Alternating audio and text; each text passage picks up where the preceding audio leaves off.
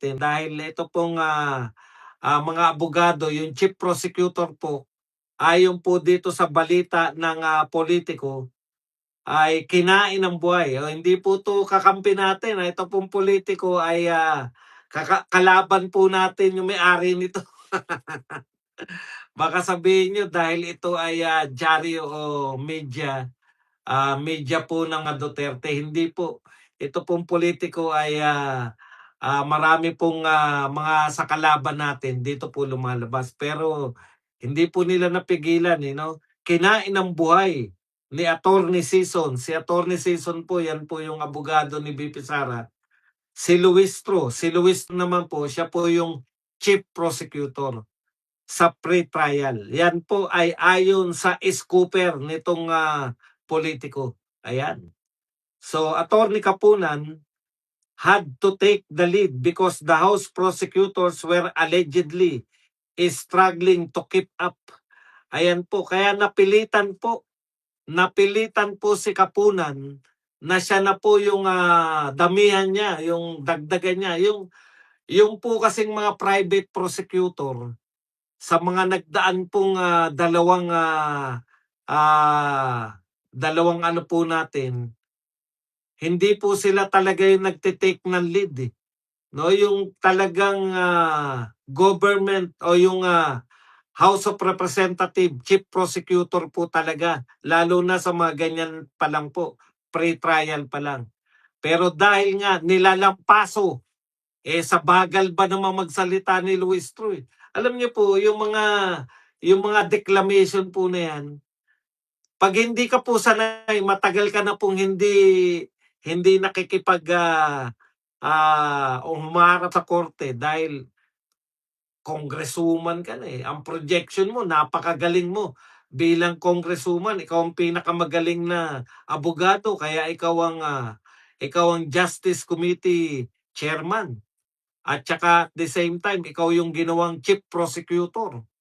Pag sinabi chief prosecutor, no? Ikaw yung pangunahin. Hindi po dapat si Kapunan dahil po si Kapunan, no? Si Kapunan po alalay lang dapat dahil private prosecutor sila.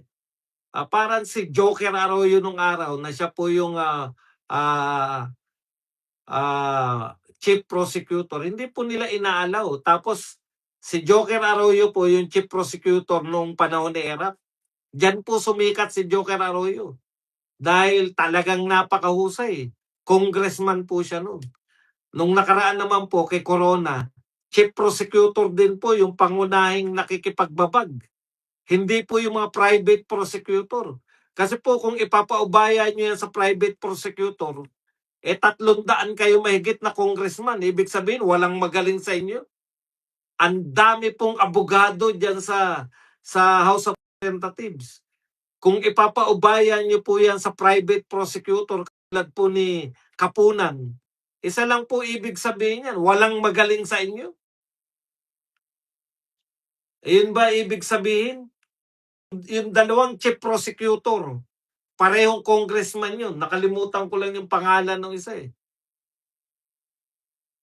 Sino ba yung Pati po si Miriam Defensor Santiago, talagang binubutaktakan siya ni Miriam pero hindi po siya sumusuko. Congressman din po yun. Oh.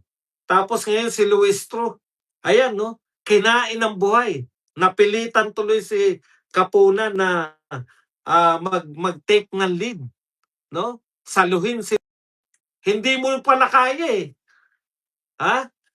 Pre-trial pa lang, supalpal ka na kay Sison. Ano mangyayari niyan? First time po na nangyari na yung chief prosecutor ay kinawawa.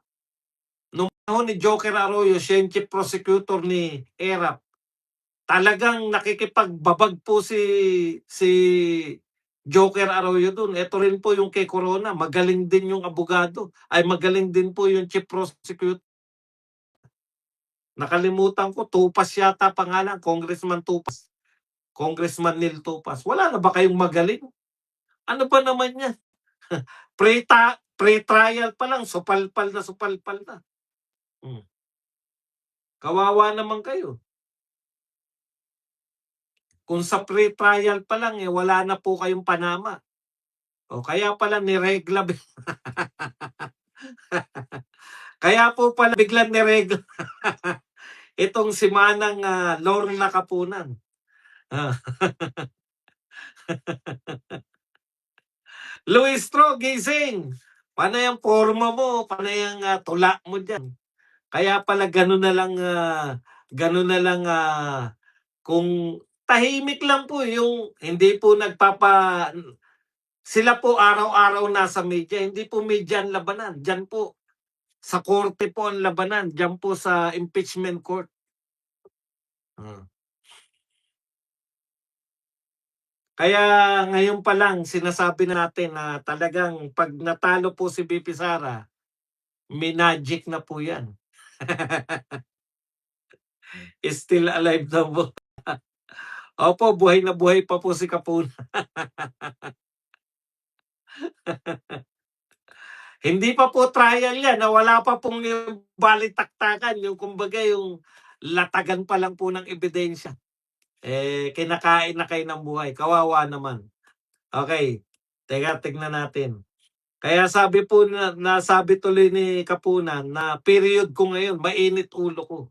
O kaya po mainit ang ulo ni Kapunan dahil ang kanyang chief prosecutor, alam mo yun, naranasan niyo na po ba yung nasalang kayo sa isang, parang yung namumuno sa inyo, sa isip-isip, kung ako na lang sana ang nariyan, parang gano'n. Kaya nanakit talaga yung tuktok ni Kapunan. Okay. Sabi po rito, well, that usually happens during the pre-trial. That's why you have the pre-trial conference. So simply what you can discuss, what should be admitted, etc., etc. Ayan, si Season po sa pagkakalam po ay partner at the Fortune, Narbasa and Salazar Law, was reportedly the lone member of the Vice President's legal team who actively participated in discussions during the conference which was held ahead of the impeachment trial set begin on July 6. Wala pa pong camera yan. Kawawa po kayo pag napanood po ng mga tao kung paano kayo nilalampaso ng isang attorney season. Okay.